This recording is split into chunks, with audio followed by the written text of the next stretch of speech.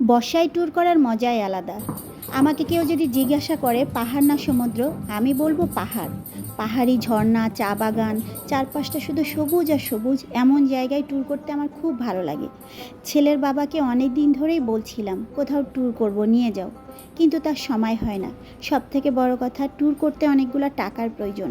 সব মিলে ব্যাটে বলে মিল ছিল না। মনটাও খারাপ ছিল পুরো বর্ষায়। আমি একজন প্রকৃতিপ্রেমী মানুষ। এই রেনি সিজন আমাকে খুব টানে। প্রকৃতি আমাকে ডাকতে থাকে তার সংস্পর্শে যাওয়ার জন্য। অনেক কষ্টে আমার দুই ছেলের আমি মিলে অনেক পরিশ্রম করে অনেক দিন ধরে তার বাবার পিছনে বলতে বলতে অবশেষে তার বাবাকে রাজি করাতে পারলাম। দুই ছেলে আমার মহা খুশি, আমিও খুশি। অবশেষে সবাই মিলে প্ল্যান করলাম গ্র্যান্ড সুলতান টি রিসোর্টে যাব।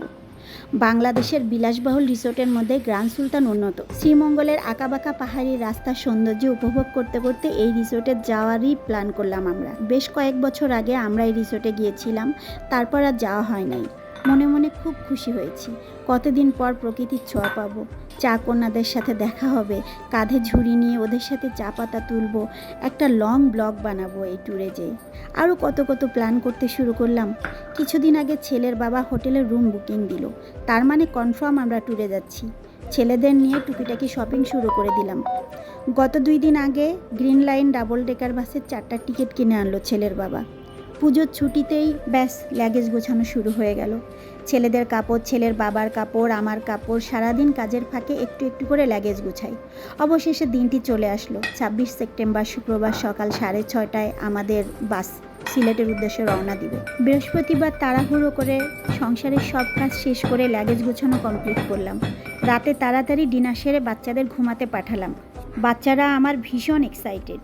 2023-এ কক্সবাজার সাইমন রিসোর্টে গিয়েছিলাম, তারপর আর কোনো ট্যুর প্ল্যান করা হয়নি।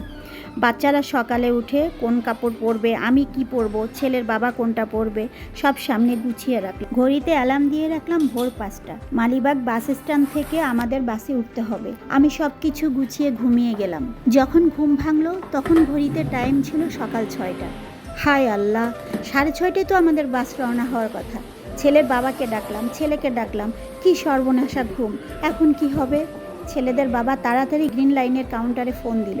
কাউন্টার থেকে বলল 6:30টার মধ্যে পৌঁছান, বড়জোর আপনাদের জন্য 10 মিনিট অপেক্ষা করতে পারি, তার বেশি না। আমরা সবাই তাড়াহুড়ো করে রেডি হয়ে একটা উবার কল করে উত্তরা থেকে মালিবাগের উদ্দেশ্যে রওনা দিলাম। রাস্তায় বেশ জ্যাম ছিল। আমরা যখন কাউন্টারে পৌঁছালাম তখন বাজে সকাল 7:30। আরও 1 ঘন্টা আগে বাস ছেড়ে দিয়েছে। আমরা বাস ধরতে পারিনি। খুব খারাপ লাগছে। আমরা 4 জন আর আমাদের লাগেজ বাস কাউন্টারে চুপচাপ আমরা বসে আছি। মাথা ভর্তি ট্যুর করার স্বপ্ন সব শেষ হয়ে গেছে। ছেলে দুইটার মুখের দিকে তাকানোই যাচ্ছে না। ছোট ছেলেটার চোখ মুখ ছলছল করছে। বারবার আল্লাহকে বলছিলাম, আল্লাহ তুমি একটা কোনো পথ দেখাও, আমাদের যাওয়ার ব্যবস্থা করে দাও, আমাদের স্বপ্নগুলা এভাবে ধূলিসাৎ করে দিও না। আমার বাচ্চাদেরকে নিয়ে এখন আর বাড়ি ফিরতে চাই না আল্লাহ। ভীষণ কষ্ট হচ্ছিল আমার, বুকের মধ্যে বুক ফেটে কান্না আসছিল। মনে হচ্ছিল দম বন্ধ হয়ে আসছে। হঠাৎ ফোনে অ্যালার্ম বেজে উঠল, ছেলের বাবার ফোনে। মানুষটা 5 ওয়াক্ত নামাজ পড়ে মসজিদে যেয়ে।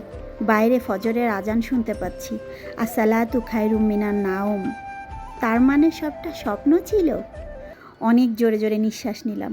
এখনও বুকের মধ্যে কাঁপছে, ধকধক করছে বুকের ভেতরটা।